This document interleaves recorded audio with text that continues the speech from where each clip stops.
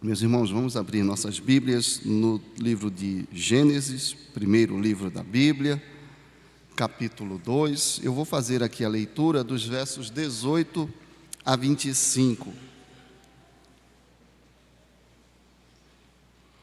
Gênesis, capítulo 2, parte final deste capítulo, verso 18 até o verso 25, nos diz assim a palavra de Deus.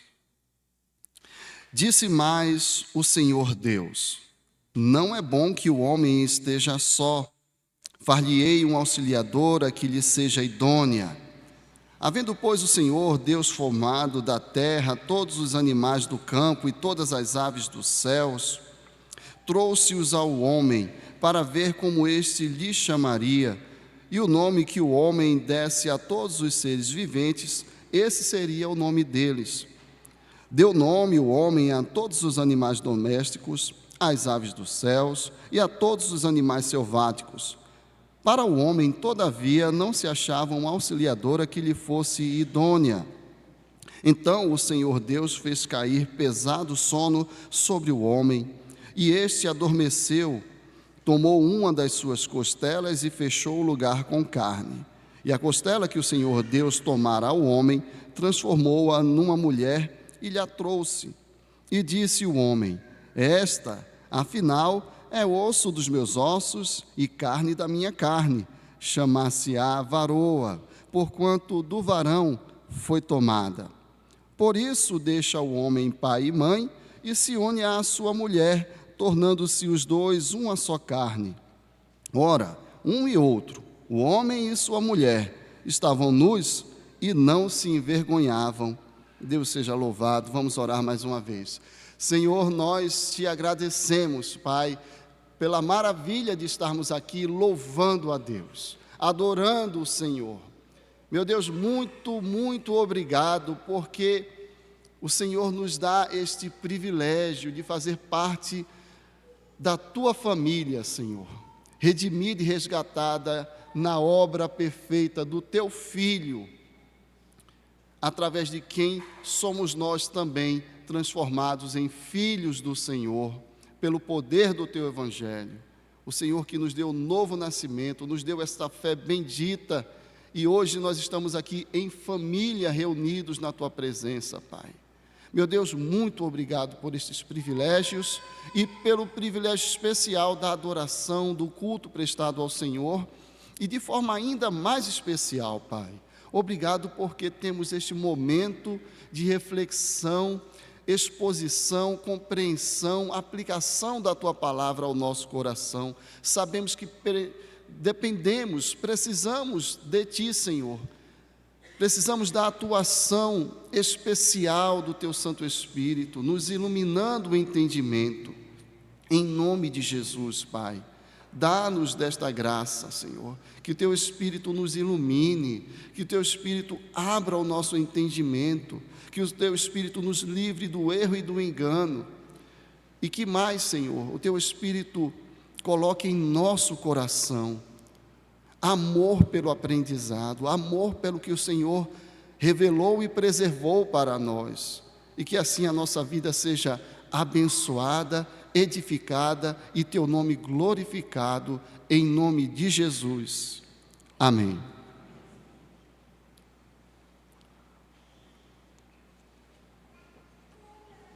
Meus irmãos, nós estamos já no mês da família, não é? Demos o start, demos o pontapé inicial no nosso delicioso, sob todos os aspectos, não é? Churrasco da última quarta-feira, dia 1º de maio, feriadão aí, ou feriadinho, foi um dia só, a gente veio mal acostumado do último semestre, né? Teve um monte de feriadão, tivemos aí esse feriado, e iniciamos este mês da família. Lógico que o mês da família é todo dia, todo mês, nós agradecemos a Deus por essas pessoas tão especiais que Ele nos deu para amar e cuidar. Mas é muito saudável isso que a nossa igreja faz, de dedicar esse mês, o mês de maio, de forma especial para a consideração desta bênção tão especial de Deus para a nossa vida, que é a família. E muito oportuno, ou de forma muito oportuna, esta série de sermões família, coisa de Deus. Eu indico de forma muito veemente a leitura da pastoral do boletim deste domingo, tá? Eu sou suspeito porque eu escrevi a pastoral, mas assim, é sempre bom ler esses textos, né? Os 3 pastores se revezam, às vezes algum presbítero também colabora, mas para que você entenda a profundidade dessa expressão, o fato de família ser coisa de Deus, criada por Deus, valorizada por Deus, uma coisa que Deus desejou e trouxe à existência, algo que Deus tem preservado, não é? Então, fica aí a recomendação, até para você entender melhor porquê da escolha deste título, deste tema, para a série de mensagens. Bem, então nós vamos, ao longo de todo o mês de maio, pregar acerca de aspectos, né, ou de ensinos bíblicos em torno de alguns aspectos da família, hoje começando pelo seu surgimento, por assim dizer, né, Deus criando ali a primeira família. Eu lembro de uma ocasião, não é, em que minha mãe presenteou a Claudinha, minha esposa, antes de virmos de Recife para São Paulo, com um colarzinho, não é, que tinha a representação, digamos assim, né, minha, da Claudinha e da Julinha. Na época não tinha Pedrinho ainda, né, a Julinha tinha 6 meses. Então, Claudinha tinha muito apreço por esse colarzinho. E aí chegou a bênção do Pedrinho, já aqui em São Paulo, né? Então, dos 4, o único paulistano da família é ele, né? A Julinha chegou com 6 meses. E aí Claudinha foi aquilo que ela chama, né? Aí eu fui a saga, ou seja, quando ela quer uma coisa, ela vai e não desiste, né? Ela tinha que conseguir ou alguém que pudesse manufaturar ali, né, mexer naquele colar para adicionar o Pedrinho, ou encontrar um colar já pronto com o 4º membro da família, né? Então, o marido, a mulher, a filhinha e o filhinho, né? Já sabíamos que estava chegando ali um rapazinho, um menininho, já tinha até escolhido o nome. E foi realmente uma saga. Para achar um colar assim, meus irmãos, deu trabalho. A menina correu para lá, correu para cá. E, mozinho, eu não acho. Se você não acha, muito menos eu, né? Então, aí aconteceu, né? Você sabe que a inocência é uma coisa assim, bonitinha, tudo, mas às vezes constrangedora, não é? A tal da inocência, né? Claudinha, cansada, né? Já de tanta busca, aí comentou com a moça da loja: rapaz, olha, eu estou procurando tanto, porque ela só encontrava assim, 2 homens com um garoto ou uma garotinha, 2 mulheres e uma menininha, né? Os novos formatos de família, né? Pode deixar projetado, daqui a pouco eu peço para tirar, né? É bom que ilustra bem o que eu estou falando. E aí ela fez, para aquela ocasião, a pergunta que soou muito infeliz para a vendedora. Ela perguntou: não tem um colar da família completa, não? Né? Ou era só o homem com filhos, ou só a mulher com filhos, ou 2 homens, né? 2 mulheres, né? E assim, aí ela fez essa pergunta, né? Não tem um colar com a família completa, não? Aí a moça fez uma cara assim de indignação moral profunda, né? E perguntou para ela: o que é uma família completa para você? Né? Agora pode tirar, né? Meus irmãos, são reflexos dos nossos tempos, né? A fala dela soou muito preconceituosa, excludente, intolerante e por aí vai, não é? Faltou amor na pergunta dela, no julgamento da vendedora. Eu tive a curiosidade de pincelar algumas pequenas informações, não é, acerca de família em pesquisas recentes. Por exemplo, os casamentos classificados como homoafetivos, de 2013 a 2021, aumentaram 3 vezes, né, triplicaram. Em 2013, foram 3,7 mil. Em 2021, 9,2 mil casamentos homoafetivos. Não é? A cada 10 desses casamentos homoafetivos, 6 são de mulheres. O tempo médio dos casamentos em geral, né, heterossexuais, homoafetivos, o tempo médio dos casamentos tem diminuído. Em 2010 eram 16 anos. Agora, no levantamento de 2021, 13,6 anos é o tempo médio que as pessoas passam juntas, casadas. Os divórcios, óbvio, têm crescido, né? Se o tempo tem diminuído é porque o divórcio está acontecendo com maior incidência. Em 2022, houve um crescimento de 8,6%, batendo aí o número de 420 mil divórcios no ano. Os nascimentos têm diminuído. Em 2023, nasceram 3,4 milhões de bençãozinhas, né? De coisinhas lindas nesse país. Em 2021, fomos menos presenteados. Nasceram 2,7 milhões, né, de lindezinhas, de maravilhas, para alegrar as famílias. Então, esse é meio que um panorama, não é, do que nós estamos enfrentando. E para lembrar da Claudinha, né, a família completa pretendida por ela, pai, mãe e os eventuais filhinhos, não é? Essa já não é mais maioria. Essa já é uma minoria que eu acho muito expressiva. 42%, 42,3%, não é? Das conformações familiares hoje, ou seja, a minoria é papai, mamãe e os eventuais filhinhos. A maioria já é diferente, portanto, 57,7% é de outras conformações, não é? Segundo casamento e todos os possíveis arranjos familiares, né, que a gente já, infelizmente, tem visto com muita frequência. Bem, óbvio que isso nos remete ao tema do nosso mês, isso nos remete também a esse texto. Meus irmãos, numa perspectiva conservadora, ortodoxa, crente das Escrituras, nós assumimos que Moisés é o grande compilador mesmo desse material do Pentateuco, não é? Pode ter havido uma colaboração aqui, outra ali, mas Jesus Cristo o cita, o Novo Testamento o cita como aquele que entregou essas revelações, ou que recebeu essas revelações e entregou para o povo. Você sabe que o povo judeu, na verdade, então, né, o povo hebreu, que se tornaria aí Israel, não é?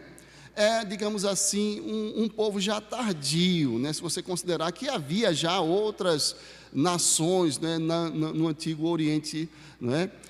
Então, ali na região da Mesopotâmia e tudo mais. Então, esse povo chega um pouquinho depois, não é? E um povozinho pequeno, né? Lembra lá daquela mensagem lá que nós pregamos em Isaías 41, não é? Povozinho, né? Vermezinho, uma coisinha de nada, né? É um povo que Deus está levantando a partir do patriarca, né? Abraão e assim por diante. E muito remotamente, 400 anos depois de toda aquela peregrinação do pai da fé, você tem o episódio da libertação do povo que havia, né, passado pelo cativeiro egípcio e tudo mais. Então Moisés está falando nesta época, né? E recebendo essa revelação, compilando as informações, que também havia uma tradição oral, né, que foi passada de pai para filho, assim por diante. Mas esse material que nós temos aqui chega às mãos das pessoas e aos seus ouvidos, não é? Já num período bem tardio. E eles estão ouvindo como é que Deus criou e assim por diante. Então, Deus está usando aquele povo para restaurar a verdadeira religião, porque o politeísmo, não é? O paganismo havia tomado conta da terra, porque o senso de criatura em busca do Criador, o senso de e a própria necessidade de adorar estavam se manifestando no coração do ser humano, só que de forma errada. Deus está usando o seu povo para trazer os povos, não é assim? Esse é o instrumento de Deus, o seu povo. Então, Moisés, quando nos brinda, não é, com Gênesis 1, Gênesis 2, ele está ali ensinando, lembrando, informando as pessoas: olha, o Deus verdadeiro é esse, o Senhor Deus, que criou os céus e a terra, esse Deus que também criou os seres humanos, os abençoou, criou a família. E nessa parte final aqui do capítulo 2, nós temos esse clímax, não é? Então você pode entender assim: o capítulo 1 inteiro fala da criação de forma genérica, né? como Deus criou todas as coisas, se vale do recurso lá da explicação pelos 6 dias, o 7º dia daquela contemplação de toda a obra que Deus realizara e tudo mais. E o capítulo 2 vai funcionar como um pequeno parêntese. É como se Moisés estivesse dizendo, olha, de tudo aquilo que eu falei no capítulo 1, o dia 6 é muito especial, não é? Porque no dia 6 Deus criou os seres humanos, não é? Veja que diferença entre produza a terra, né? Que a terra produz aí, né? Eu dei as ordens e ela vai produzir. Seres segundo a sua espécie, um igual ao outro ou relacionado com o outro. Agora, façamos nós, né? Façamos o homem à nossa imagem, conforme a nossa semelhança. Aqui é diferente. E Deus criou o homem e a mulher, os abençoou, não é? Instituiu ali a família. Então, no capítulo 2, o que você vai ter é um parêntese para dizer, o dia 6 é muito especial. Aqui eu quero falar só sobre aquele dia bendito em que nós fomos criados, como foi feita essa criação. Então, você tem Deus abençoando o casal, lhe dando ordens, concedendo ao casal poder para dominar, explorar com responsabilidade a natureza, não é? Colocou lá, plantou um jardim bonito, cercado, protegido, né? Especialíssimo, com toda a sorte de árvores para saciar todas as necessidades.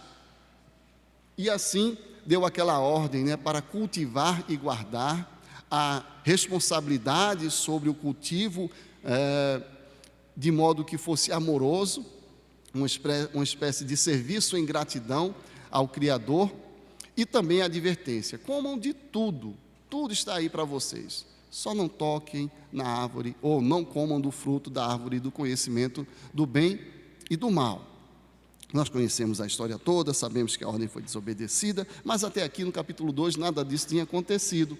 E o clímax, o ponto alto desse capítulo 2 é o casamento, né? É o casório, né? Então, Deus está aqui instituindo essa coisa boníssima que é a família, e eu quero justamente dar tema a esse sermão com o tema da própria série, família, coisa de Deus. E olhando aqui a estrutura desse texto, você consegue dividi-lo de forma muito fácil, né? Dos versos 18 até o verso 22, você tem essa atuação de Deus, não é? Promovendo o casamento, trazendo à existência a mulher, que é a auxiliadora idônea para o homem. Do verso 22, ou do verso 23 em diante, você tem a resposta humana. A poesia composta ali, né, diante da primeira musa inspiradora da história, né, surge a primeira poesia, não é? E aí a nota, digamos assim, explicativa do autor Moisés. Por isso é que o homem deixa sua mulher, pai e mãe se unem à sua mulher, formam uma família e tudo mais, não é? Então é assim que o texto está estruturado, a gente vai seguir essa estrutura, não é? Para dar conta do exame desse texto. Então, família é coisa de Deus, de acordo com essa primeira parte, em que Deus está agindo, suprindo as necessidades de seu filho, nós vemos que família é coisa de Deus para o nosso bem, de forma muito óbvia, muito clara no texto, não é? Disse, mas o Senhor Deus, não é bom que o homem esteja só. Far-lhe-ei uma auxiliadora que lhe seja idônea. Ao fim de toda a criação, Deus tinha dito que era tudo muito bom. Será que surgiu algo que não era bom? Não, não surgiu nada que não era bom. Não é isso? Então, a criação era boa, os animais eram bons, os peixinhos, tudo era muito bom. O homem que ele criara era bom, tudo isso era bom. Mas uma circunstância não era boa. Não havia nenhum problema na criação, mas Deus nos criou seres limitados, seres necessitados. O homem nunca, nem antes da queda, foi um ser pleno no sentido de não ser um ser essencialmente de necessidades, não é? E aquela circunstância, sem uma auxiliadora, uma ajudadora, alguém que o ajudasse. Mão com mão, conversa, manifestação de amor, não tinha. Percebe? Era tudo bom, não tinha nada ruim. Deus não está dizendo, opa, me equivoquei, eu pensei que estava tudo muito bom, mas não está. Não, tudo é muito bom. Mas a circunstância não era. Não é bom que ele esteja aí sozinho. E eu vou fazer o que ele precisa. Deus vai trabalhando ao longo de todos aqueles dias, você já deve ter percebido, né? O que é criado no primeiro dia é preenchido e completado ao quarto dia, o que é criado no segundo, respectivamente ao quinto, e no terceiro acontece no sexto. Deus vai usando essa lógica, e com o homem não é diferente, não é? Esse homem precisa amar e ser amado, esse homem precisa de uma auxiliadora que lhe seja idônea. Nós somos seres necessitados, ninguém se basta, e não é por causa da queda não é? Essa necessidade de amar e ser amado, de ter alguém, de ser alguém para alguém, isso está em nós, porque Deus nos criou assim. Ele mesmo é um ser relacional, familiar, Pai, Filho e Espírito Santo, não é? Façamos, embora seja compreensível que talvez ali haja o uso hebraico, né, do plural, digamos assim, majestoso, mas nós sabemos que é uma resolução trinitária. Deus é um ser trino. Façamos conselho eterno, resolução trinitária do ser que é em si familiar, relacional, um só, 3 pessoas, não é? Então ele cria esta coisa maravilhosa que é a família, pela formação do primeiro casal, e o cria para o nosso bem. Nós precisamos de família, nós precisamos disso que Deus criou, nós precisamos de gente para nos dar dor de cabeça, não é? Gente para arengar, nós precisamos, com a licença para o provável machismo dessa brincadeirinha, mas as mulheres que o digam, né? A gente precisa de alguém para brigar um pouquinho. As mulheres gostam, né? Brigue comigo, você não vai brigar não, né? Alguns são assim, mas eu estou falando de outras mulheres, daqui da igreja não são assim não. Ele está suprindo necessidades ao criar a família, não é? Não é bom. E ele precisa, né? Então Deus olha assim, e esse cara precisa entender isso, que não é bom que ele esteja só, não é? Ele está lá, feliz, garboso, que maravilha, né? Eu sou o vice-regente, eu sou o representante de Deus aqui nessa terra. E aí Deus o chama para fazer ciência, não é? Catalogar, taxonomia, não é? Então, havendo, pois, o Senhor, verso 19, formado da terra todos os animais do campo, todas as aves dos céus, trouxe-os ao homem para ver como este lhe chamaria, e o nome que o homem desse a todos os seres viventes, esse seria o nome deles. Deu nome o homem a todos os animais domésticos, às aves dos céus e a todos os animais selváticos. Para o homem, todavia, não se achava uma auxiliadora que lhe fosse idônea. Ou seja, Deus chamou o homem para trabalhar, para fazer classificação, categorização, não é? Fazer ciência, portanto, não é? E no meio do trabalho, né? Talvez entre um cafezinho e outro, enquanto descansava, ele deve ter se percebido sozinho ali, não é? Ninguém era como ele. Todo mundo tinha o seu correspondente.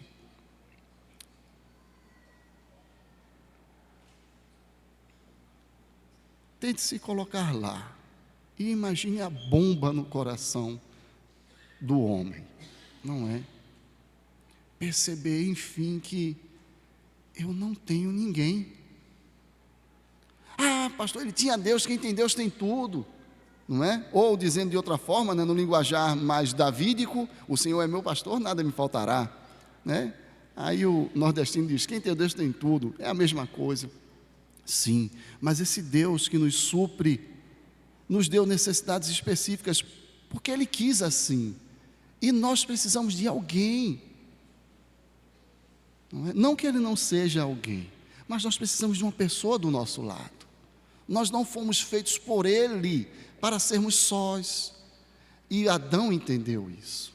Rapaz, não tem ninguém aqui comigo. não é? E quando essa percepção chega para ele, a percepção que Deus já havia manifestado, se bem que Deus não se apercebe de nada, né? Ele apenas afirmou que não era bom, porque não é bom mesmo. Então, Deus promove a solução, não é? Uma vez sentida a necessidade, reconhecida a necessidade, Deus atua. E aí nós temos: então o Senhor Deus fez cair pesado sono sobre o homem, e este adormeceu. Tomou Deus uma das suas costelas e fechou o lugar com carne. E a costela que o Senhor Deus tomara ao homem, transformou-a numa mulher e lhe a trouxe.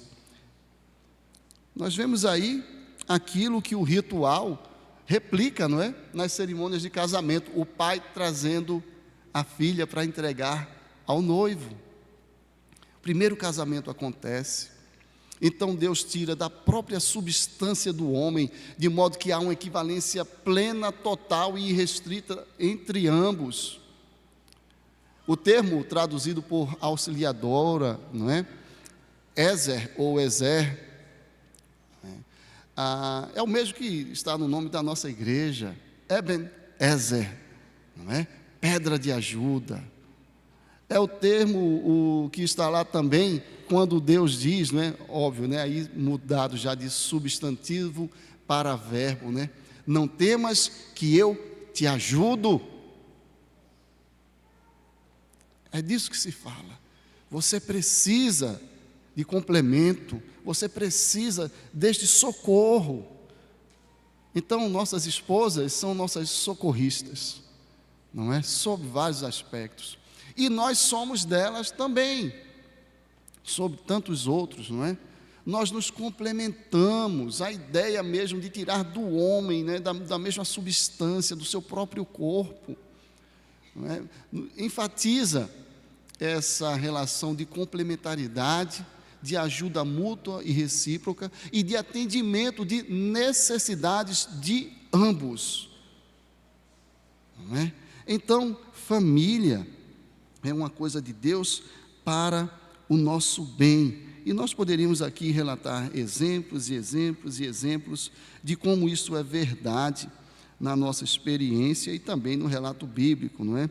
Em que um está ali para auxílio do outro, para que o outro tenha as suas necessidades dadas por Deus satisfeitas de forma abençoadora. Então, as nossas necessidades emocionais, afetivas, físicas, estão sendo supridas, relacionais, de interação, a necessidade de afeto, da culminância da intimidade das relações nupciais, tudo isso Deus promove por meio do casamento, portanto, por meio da família. Bem, mas família é coisa de Deus não só para o nosso bem, mas para a glória de Deus, sobretudo para a glória de Deus, não é? Na segunda parte do texto, a partir do verso 23, nós temos a resposta humana. E a primeira resposta é arte, é poesia, é louvor. Quem sabe até música. Se alguém aí toca, por que você não experimenta musicar esses versinhos aqui, não é?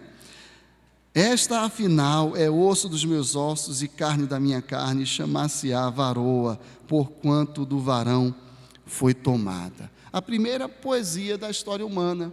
Nasce ali, com o presente maravilhoso de Deus, a primeira história de amor, o primeiro coração apaixonado, o primeiro, portanto, poeta inspirado por esse sentimento tão belo que é o amor entre cônjuges.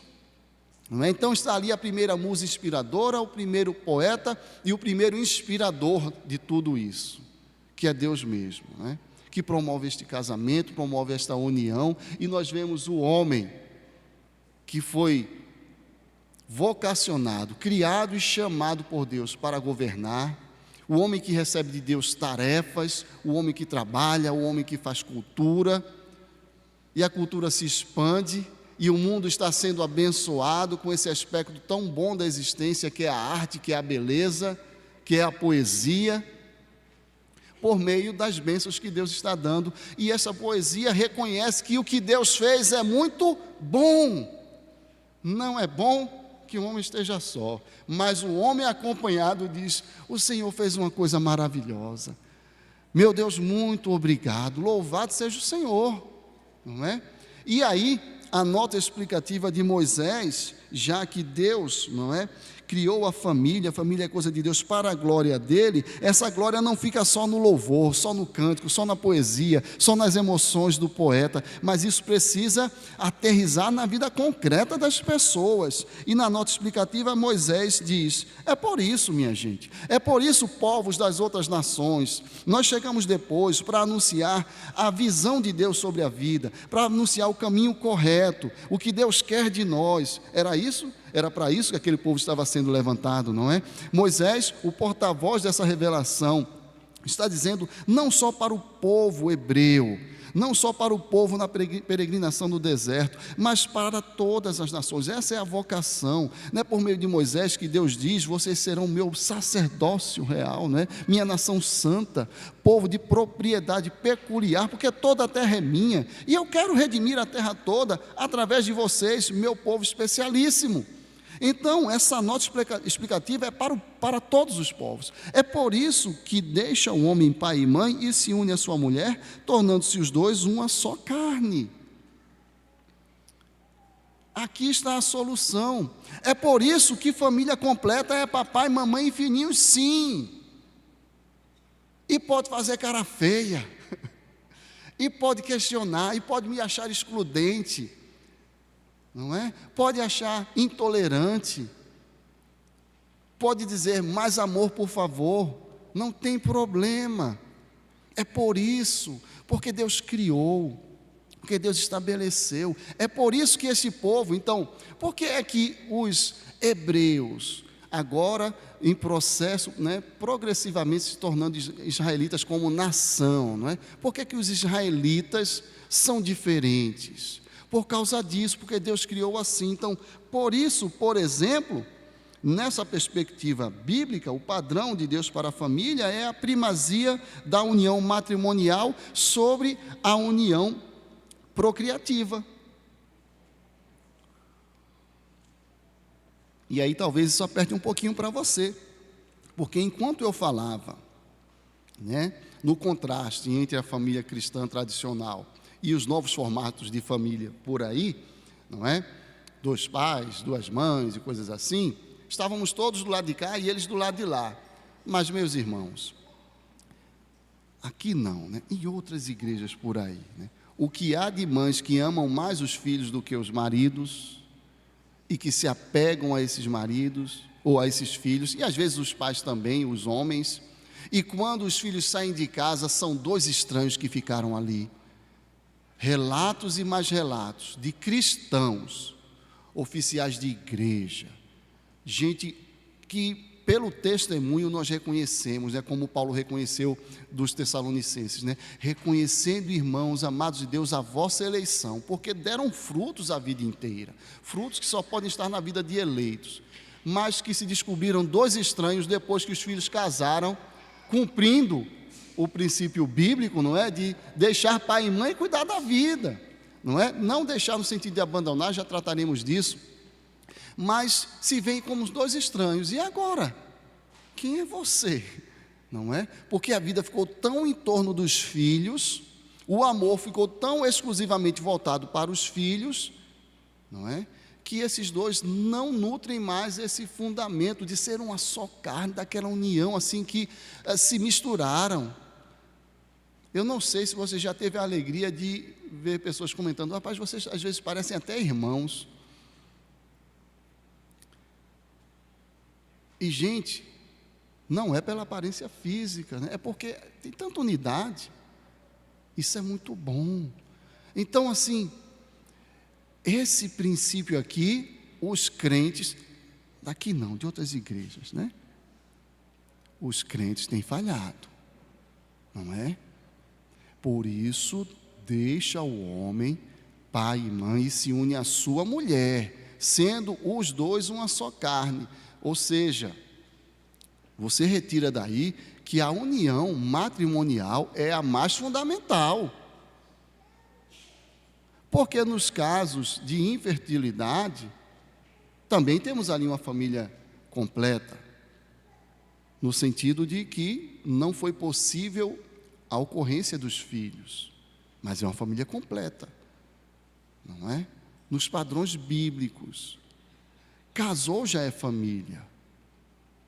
Então essa união é mais fundamental, Isso não quer dizer que nós não vamos amar e se sacrificar ao extremo pelos nossos filhos. Nós vamos, especialmente as mães. Eu sei que essa é uma palavra dura para as mães, não é fácil, mas os seus filhos vão crescer e essa coisinha linda vai se apaixonar e vai dizer: tchau, mamãe. Não é? Eu me lembro da primeira vez que Julinha entrou de boa, deu tchau, entrou, e Claudinha ficou assim, ela nem ligou para mim, né? É a vida, se prepare. E não está errado não, é bom que seja assim, é bom que haja um novo começo, é bom que brote uma nova família para a glória de Deus. E você, e como dizia um presbítero na igreja presbiteriana de Recife, você e seu nego velho, você e sua nega velha, você e aquele e aquela, que Deus te deu para o teu bem, para a glória dEle, estarão lá, lidando, um pecador lidando com o outro, mas para a glória de Deus. Então está aqui, né? Primeiro, né, essa primazia, o padrão de Deus para a família. Então, Deus criou a família é coisa de Deus para o nosso bem, mas para a glória dEle também. E precisa ser assim, não é? Essa primazia. Então, óbvio que esse mesmo Deus que diz isso nos dá um mandamento, né? Honre seu pai e sua mãe a vida inteira. Não é abandonar. Esse deixar é o meu vínculo mais fundamental agora é com a minha esposa, é com o meu marido. Bem, um segundo aspecto é que essa relação, aí obviamente, e aí você já fica mais suave de novo, né? Porque agora nós não vemos a incorrência desse erro, né, no nosso meio, e quando há, ele é disciplinado, é a questão da monogamia, né? Uma relação monogâmica, né? Por isso deixa o homem pai e mãe e se une à sua mulher. E aqui a redundância preservada na tradução de João Ferreira de Almeida, né? Você sabe que é optativo a crase antes dos pronomes possessivos, né? Possessivos. Poderia ser somente a sua mulher, mas ele coloca a crase para dar aquela ênfase no artigo definido. A sua mulher, é aquela, e não é outra não, viu? É somente ela. Uma relação estritamente, absolutamente, inegociavelmente monogâmica. Não olhe nem para o lado. E Jesus interpreta isso dizendo: se você olha para outra mulher, nutrindo lascívia, você já adulterou, você já é réu do inferno. Arrependa-se, arranque fora o olho e entre caolho nos céus. Óbvio que Jesus estava usando uma imagem, né, para chocar, né? Não vai faltar nada lá no céu não, mas você entendeu, não é? Então, bem, talvez nós agora deixemos de ficar tão relaxados, né? Não sou adúltero não. Não? Cuidado. Ame a sua mulher, inclusive quando ela não estiver por perto. E quando você estiver nesse mundo caído, em que, por exemplo, as indumentárias, a moda já é pensada para provocar. Não é? Então, eu me lembro de uma historinha que se contava, que o pastor dando explicação para os adolescentes, né? E às vezes você, sem querer, abre o olho e está ali, não tem culpa, né? Você viu inadvertidamente. Então ele disse que o problema estava na segunda olhada, não é? Só que a igreja era perto da praia.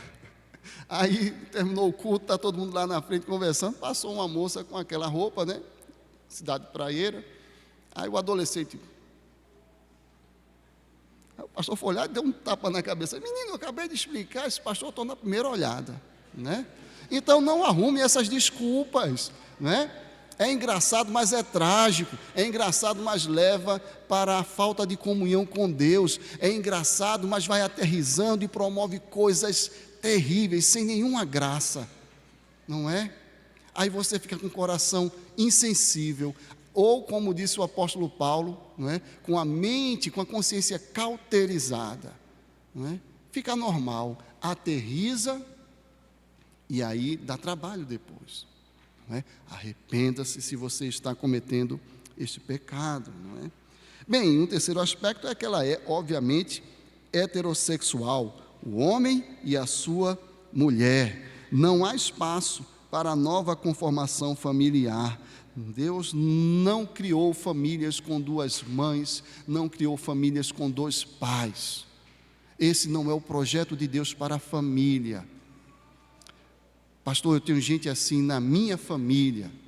Ame essas pessoas, respeite-as e leve o evangelho para elas. Elas não precisam deixar de ser homossexuais simplesmente. Elas precisam de Jesus. E todos os pecados serão tratados. O problema dessa pessoa não é que ela é homossexual, não. O problema dessa pessoa é que ela não está reconciliada com Deus através de Cristo. E aí, a homossexualidade dela, a mesquinharia dela, a fofoquice dela, pensa aí nos pecados, são pecados todos eles, não é? Então, o problema essencial do ser humano é estar afastado de Deus numa vida pecaminosa, e os pecados são ali variados, na experiência de cada um, isso vai variando. O problema essencial de alguém que você ama, que eventualmente é homossexual, não é a homossexualidade. Esse não é o principal problema. O principal problema dessa pessoa é que ela ainda não está alcançada pelo Evangelho. O Evangelho que salva e que restaura, que transforma, que vai colocar no coração dela uma inclinação santa, um amor santo por Jesus, que vai expulsar o pecado da sua vida. Porque família é coisa de Deus para a glória de Deus. E isso nos faz bem. Não é? E por fim, ela é uma união permanente, não é? Tornando-se os dois uma só carne. Não dá para separar sem muito machucar, não dá para separar sem alejar. Divórcio aleja, divórcio destrói, é para a vida inteira. Na nota explicativa, Moisés diz, olha, os dois estavam nus e não se envergonhavam. O que ele quer dizer com isso é porque o capítulo 2 acaba antes do 3. Ou de outra forma, isso foi antes da queda, no ambiente de perfeição moral. Essa é a nota explicativa. Era assim antes da queda, agora a gente sabe que não é mais. E na época de Moisés não era mais. Não é? Já havia, muito antes, né? Por exemplo, Sodoma e Gomorra e assim por diante, não é? Então, ele está falando para a nossa época, não é? Não é mais assim. Nós sabemos que por causa da queda, por exemplo, a infertilidade, uma condição biológica, né? Digamos assim, de saúde, e a nossa saúde foi afetada pela queda. Então, nem todo mundo vai ter filhos. Sei que não é assim. Não é mais daquele jeito antes, quando os dois estavam nus e não se envergonhavam, porque não existia o pecado. Não é? Mas, quem é aquele que veio por causa do pecado? Para esmagar a cabeça da serpente e fazer novas todas as coisas, não é? Então, ao mesmo tempo, Moisés está dizendo, mas nós precisamos desta orientação de Deus redentiva.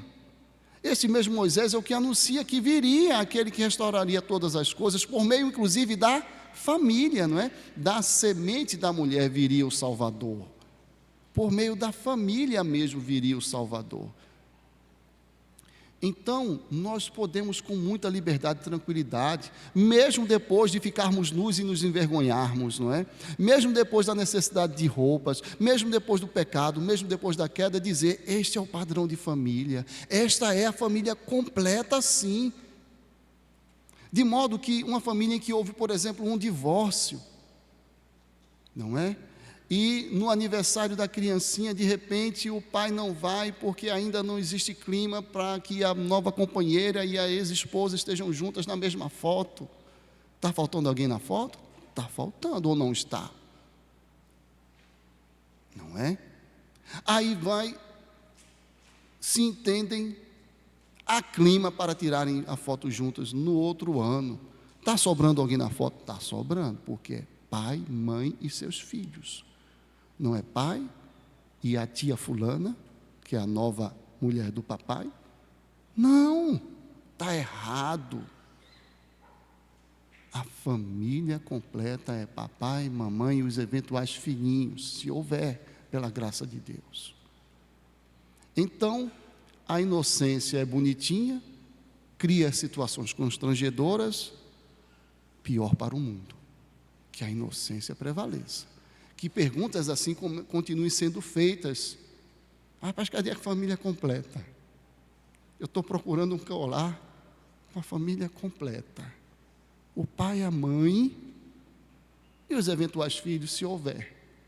Esta é a família completa, não é? Então, meus irmãos, porque há restauração em Cristo Jesus, nós podemos e devemos, para a glória de Deus, atentar para esse padrão bíblico. E eu queria lhe fazer breves perguntas, a título de aplicação, pontual, rápida. O quanto de bem e ajuda, prazer e louvor a sua família proporciona para você?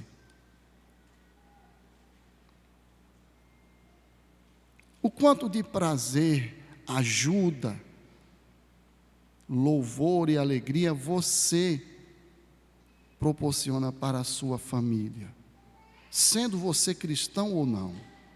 Óbvio que aos cristãos isso deve ressoar mais profundo ainda, não é? O quanto nos aproximamos ou nos afastamos disso, não é? Há um déficit aí? A resposta é Cristo, viu? A solução para diminuir esse gap, essa distância, é o Evangelho de Cristo. A pessoa bendita do Senhor Jesus sendo trazida para dentro dos relacionamentos familiares. Qual foi a última oração feita juntos, em família, sem contar a do café da manhã, do almoço e do jantar? Essa não conta. Não estou dizendo que essa não é importante, né? Mas essa é muito de praxe. Estou falando daquela de iniciativa. Vamos reunir a família para orar. Qual foi a última? Ontem à noite, pastor. Que maravilha. Não lembro, pastor. Misericórdia. Não é? Culto doméstico, assim. Traga o Evangelho para a rotina da família. O quanto sua família se aproxima ou se afasta do padrão de Deus? Pastor, estou já no 2º casamento. Pastor, minha família não parece nada com essa daí. Cristo. Traga Cristo para o problema. Se você é um cristão, você é problema dele. O Evangelho que te salvou é o Evangelho que atua na tua vida, que transforma, que muda as circunstâncias. Creia, nós somos chamados para uma vida constante de arrependimento e fé, desde a conversão até a nossa partida ou a chegada dele, até o encontro. Você lamenta o efeito remoto da queda, de uma eventual infertilidade? Cristo, ore por isso. Pastor, e se ele disser não? Para a glória dele foi não. Você quer? O que queres que eu te faça? Ore, peça, coloque diante do Senhor, abra o coração. Pastor, eu tenho orado, continue. Pastor, está passando a idade, continue. Pastor, não adianta mais, você quer ainda? Continue. Esperando contra a esperança, Abraão creu. Continue. Pastor, mas se não vier, eu vou ficar extremamente frustrado. Conte comigo. Conte com Cristo, sobretudo. Conte com os ombros amigos para consolar. Deus disse não. E não é fácil dizer glória a Deus pelo não, não é, mas nós sabemos que em tudo Ele está fazendo algo muito bom, muito bom. Então, meus irmãos, sim, família é coisa de Deus, para o nosso bem e para a glória dEle. Também para a glória dEle, né, é o culto que nós lhe oferecemos, e nós vamos, para a glória dEle, então, cantar o hino 180, Amor Fraternal. Ao som dos instrumentos, nós vamos ficar todos de pé para entoarmos este hino. Ocasião também em que nós poderemos consagrar nossos dízimos e ofertas.